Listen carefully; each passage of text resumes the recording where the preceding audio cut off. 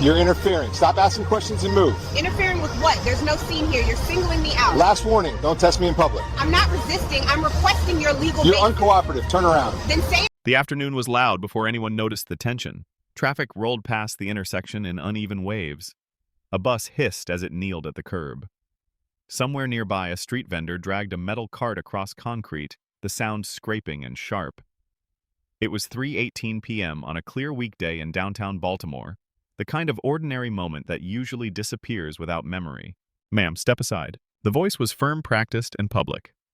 Officer Daniel Palmer stood less than 6 feet away, one hand resting near his duty belt, his body angled to block the sidewalk. "I'm standing exactly where I'm supposed to be," the woman replied. Her voice was calm, low-controlled. "Why are you ordering me to move?" "You're interfering with an active situation," Palmer said. "I need you to step aside now." There was no emergency tape, no active arrest, no raised voices except his. The woman looked down briefly, then back up, meeting his eyes without flinching. She was dressed professionally, dark blazer, flat shoes, leather briefcase hanging from her shoulder. Nothing about her suggested chaos or threat. "Interfering with what exactly, officer?" Palmer exhaled through his nose. His jaw tightened. "You need to stop asking questions and comply." A few pedestrians slowed. One man turned his head and kept walking. A woman near the crosswalk stopped completely, phone already in her hand, though she had not started recording yet. The air felt heavier, as if the street itself was holding its breath. The woman did not raise her voice. She did not gesture wildly. She stood still, hands visible, posture straight. "I am not obstructing you. I am waiting to cross. What lawful order are you giving me?" Palmer took a half step closer. His presence filled the space. "Ma'am, I don't have time for this. Step aside. Now." The word "now" landed harder than the others. It carried assumption, authority, finality. It also carried something else, something unspoken but familiar to anyone watching closely. The woman glanced around. She noticed the phones, the curious faces, the silence forming behind the noise. She nodded once as if making a private decision. "Officer," she said slowly, "I want to be very clear. I am not resisting you. I am asking you to explain why you are singling me out." Palmer's eyes flicked toward the small crowd. His shoulders stiffened. He had made the order in public. Backing down now would mean something he was not ready to accept. "You're being uncooperative," he said. "No," she replied. "I'm being lawful." The moment stretched. Somewhere a traffic light clicked from yellow to red. A phone camera finally lifted, and neither of them moved. You could feel it then. This was no longer about a sidewalk. The story does not begin on that sidewalk. It begins decades earlier, far from flashing lights and raised voices. Her name was Renee Carter, 46 years old. Born in Prince George's County, Maryland, the daughter of a public school teacher and a postal worker. Her parents believed in rules in education, in keeping your head down and doing the work even when no one was watching. Renee learned early that excellence was not optional for people who looked like her. It was survival. She graduated high school at 16, college at 20. Law school followed, then clerkships that demanded 16-hour days and offered little forgiveness. She watched men with less preparation speak louder and be heard first. She learned not to interrupt. She learned to document everything. She learned that the law was not a shield unless you knew exactly how to hold it. By her early 30s, Renee was already known in legal circles. She prosecuted complex civil rights violations, unlawful detentions, excessive force, discriminatory housing practices. She cross-examined officers who could not remember why they had stopped someone, but remembered exactly how threatened they claimed to feel. She won cases quietly. No press conferences, no grandstanding, just rulings that changed policies and forced departments to rewrite training manuals. At 42, she was appointed head of the Civil Rights Division for the state. The position came with weight, oversight authority, subpoena power, the ability to open investigations that could dismantle careers. She had testified before legislative committees. She had negotiated consent decrees. She had sat across from police chiefs who smiled politely while knowing exactly who she was. And still, when she left her office that afternoon, she was just another woman walking through downtown Baltimore. Officer Daniel Palmer's story followed a different path. 34 years old, 10 years on the force. He grew up 2 counties over, working-class family father, a former corrections officer, mother a nurse. Palmer learned early that uniforms meant structure and respect. He joined the police academy at 23, eager, disciplined, and confident. His early evaluations were solid, reliable, assertive, takes initiative. Supervisors liked that he did not hesitate. They liked that he took control of scenes quickly. What they wrote less clearly were the complaints. The first one came 3 years into his career. A black college student detained without explanation. Complaint closed. Insufficient evidence. Then a traffic stop. Vehicle searched. Nothing found. Driver claimed profiling. Palmer wrote that the driver appeared nervous. Case closed. There were more. Never enough to end his career. Always just enough to create a pattern no one officially named.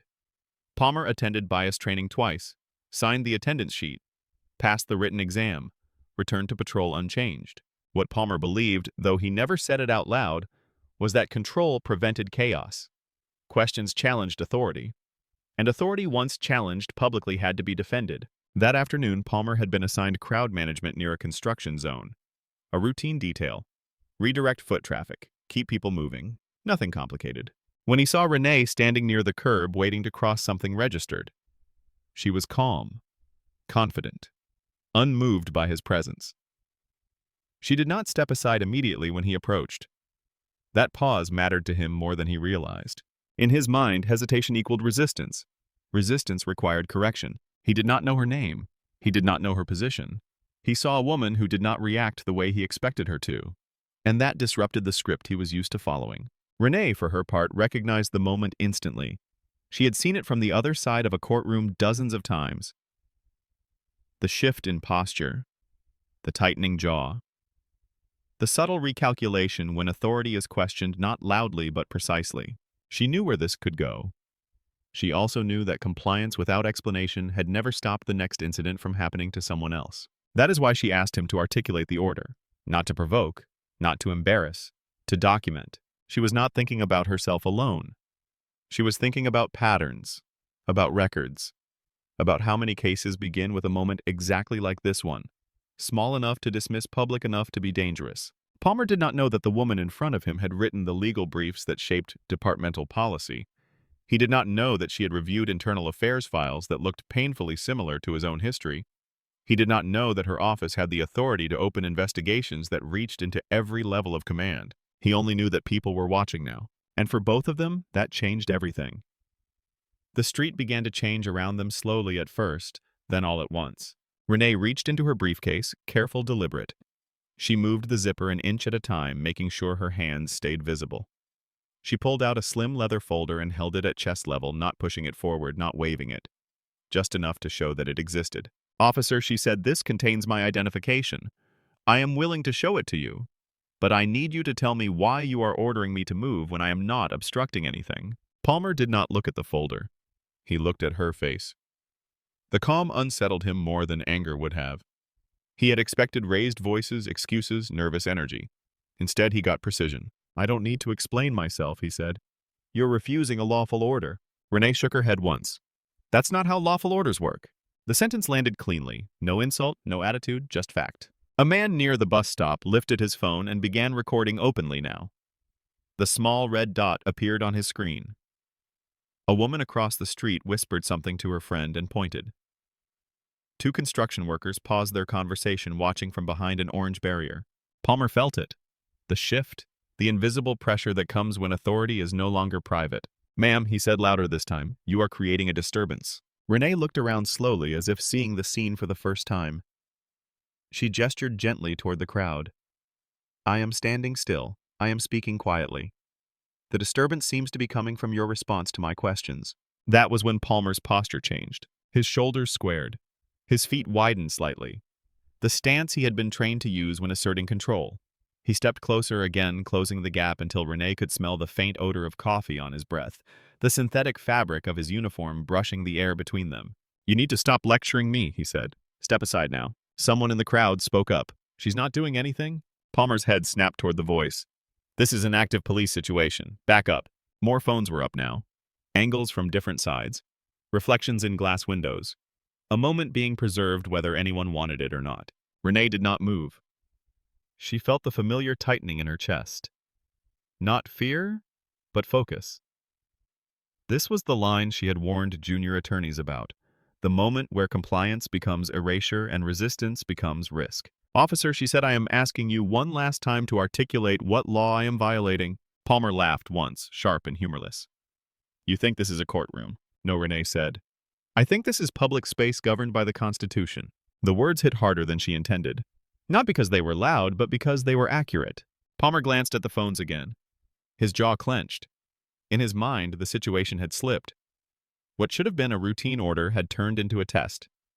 And tests, especially public ones, demanded a response. You're not cooperating, he said.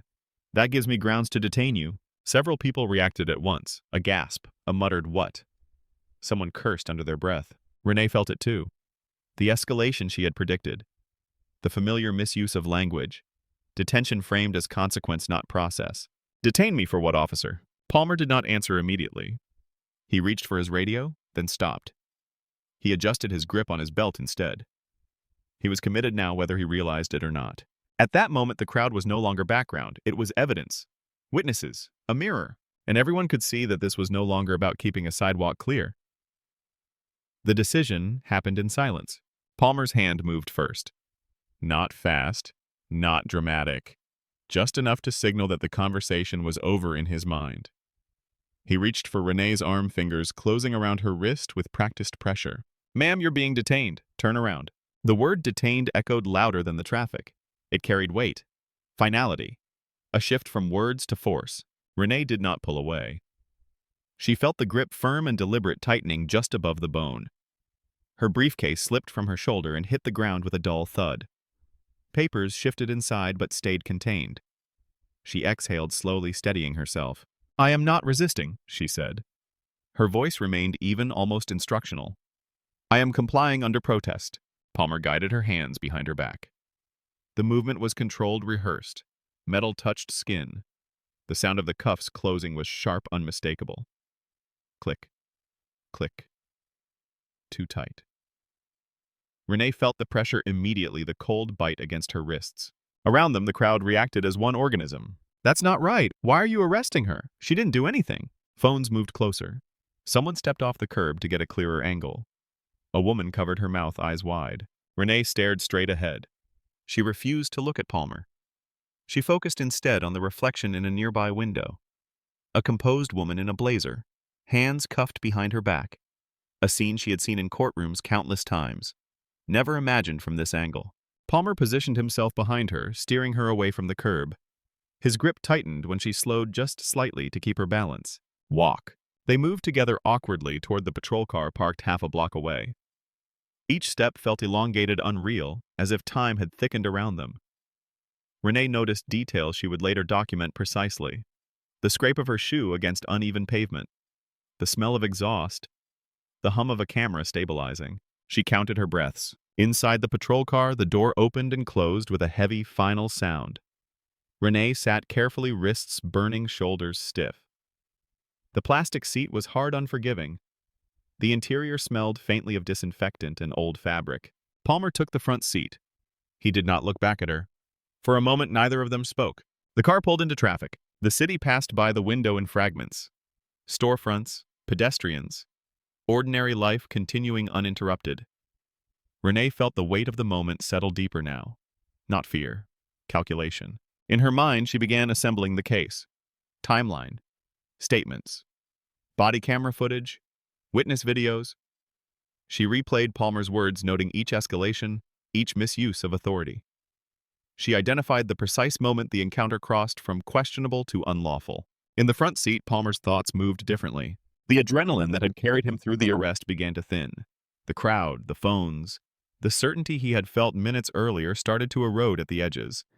He replayed the woman's tone, her language, the way she had asked for articulation, not permission. He told himself he had done the right thing. He told himself compliance mattered more than explanation. Still, a tightness formed in his chest that had nothing to do with procedure. Neither of them spoke during the drive. When the station came into view, the building looked the same as it always had. Concrete, glass, routine. But for one of them, everything had already changed. The station was quieter than Renee expected. Fluorescent lights hummed overhead. Keyboards clicked in uneven rhythms. The air smelled of stale coffee and cleaning solution. Palmer guided her through a side entrance past a desk sergeant who barely looked up at first. Then the cuffs were noticed. The sergeant's eyes moved from Renee's face to her wrists, then back again. He frowned slightly. "What do we have?" Palmer spoke quickly. "Failure to comply. Interference with crowd control." Renee remained silent. She had learned long ago that explanations offered too early were rarely heard. The sergeant gestured toward a processing area. Palmer removed the cuffs, the metal releasing with a final snap. Blood rushed back into Renee's wrists, sharp and painful. She flexed her fingers slowly, keeping her expression neutral. "Name," the sergeant said. "Renee Carter. Identification." She reached into her briefcase and handed over the leather folder. Inside were multiple cards neatly arranged. The sergeant pulled out the first one, then paused. He leaned closer. "Read it again." His brow furrowed. He looked up at her face, then back down at the card. His posture changed.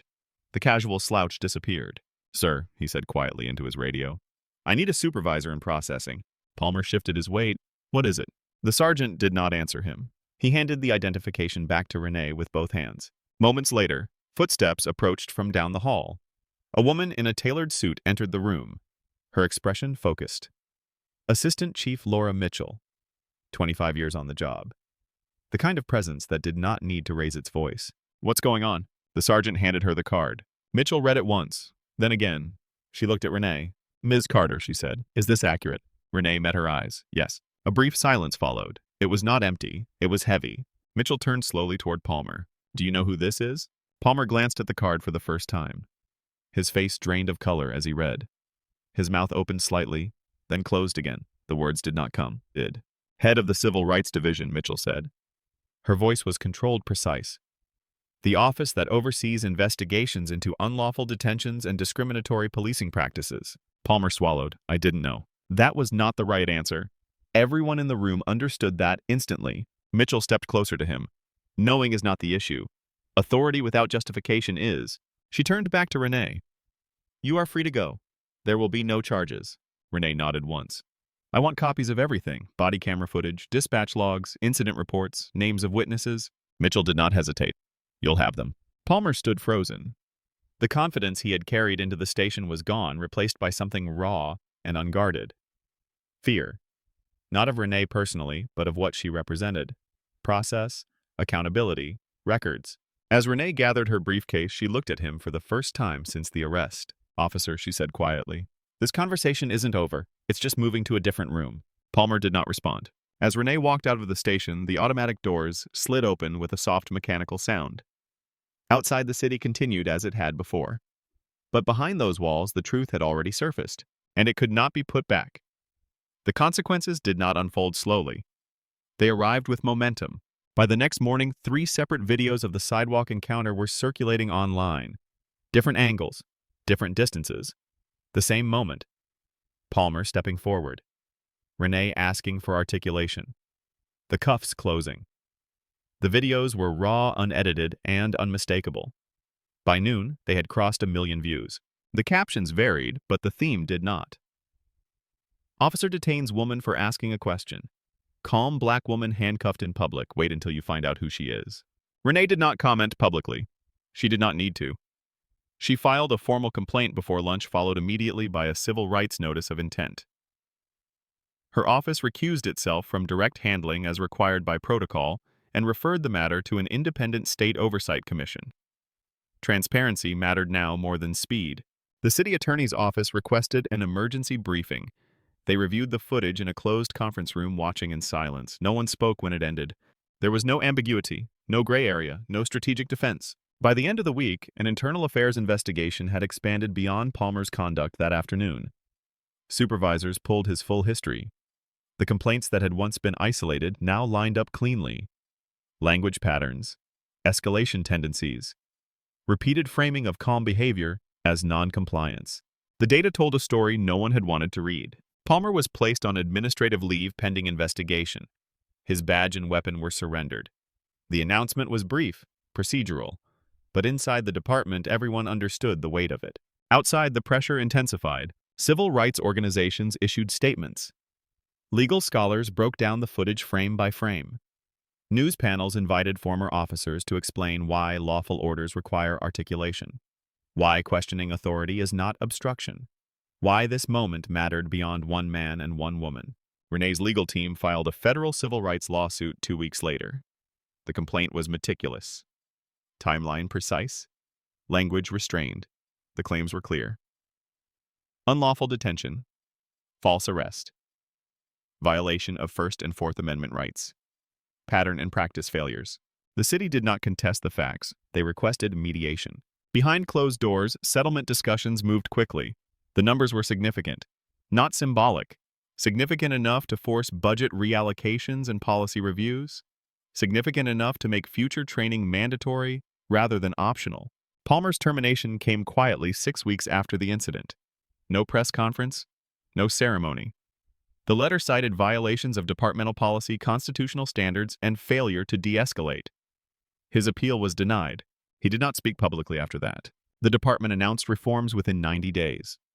Revised crowd control protocols, mandatory articulation training, early warning systems for officers with repeated complaints, external audits, not promises, policies written and enforceable.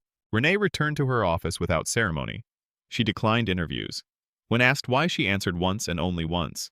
This was never about recognition. It was about records. The lawsuit settled before trial. The amount was undisclosed by agreement, but large enough to fund independent oversight for years. Renee donated her portion to community legal defense programs, quietly, without announcement. The videos remained online, used in training rooms, law schools, community forums, evidence of how quickly authority can slip when unchecked, proof that accountability is not theoretical. Justice had been served, not loudly, not emotionally, precisely. What happened on that sidewalk was not a misunderstanding, it was a violation with a legal name. Under constitutional law, a police officer may issue a lawful order only when it is tied to a legitimate government interest and supported by articulable facts. Ordering someone to move in a public space requires a clear reason: safety, obstruction, an active emergency. None of those existed here. Asking an officer to explain the basis of an order is protected speech. It is not interference, it is not resistance. Detention requires reasonable suspicion. Arrest requires probable cause. Renee's conduct met neither threshold. Calm questioning does not create suspicion. Standing still does not create danger. Recording or being recorded does not change the law. When Palmer escalated from command to cuffs without justification, the violation was already complete. This is how civil rights cases are born. Not from chaos, but from silence. From moments where authority is asserted without explanation and compliance is demanded without cause. There is also a psychological dimension that cannot be ignored. Bias does not always appear as hostility. Sometimes it appears as certainty. The certainty that someone should comply immediately. The certainty that questions are challenges. The certainty that control must be preserved, especially in public. When that certainty is reinforced by uniform and power, it becomes dangerous. Renee recognized this pattern because she had seen it repeatedly. In reports, in depositions, in footage reviewed after harm had already occurred. The difference this time was visibility. For viewers, the lesson is not abstract. If you are in a public space, you have the right to ask why you are being ordered to do something. You have the right to remain calm. You have the right to record or be recorded. You have the right to comply under protest and document everything. Names, times, exact words used. These details matter. If you witness an encounter like this, recording from a safe distance is lawful. Remaining silent but present can change outcomes. Evidence protects everyone. This story also exposes a deeper truth. Renee's credentials did not protect her from being targeted. They only changed what happened afterward. Thousands of people without her knowledge, position, or resources experienced similar encounters without accountability. Justice here did not happen because the system is perfect. It happened because the moment was documented and the law was applied precisely. The question left behind is simple. How many similar moments end differently because no one is watching? And what kind of system do we allow to exist if accountability depends on chance?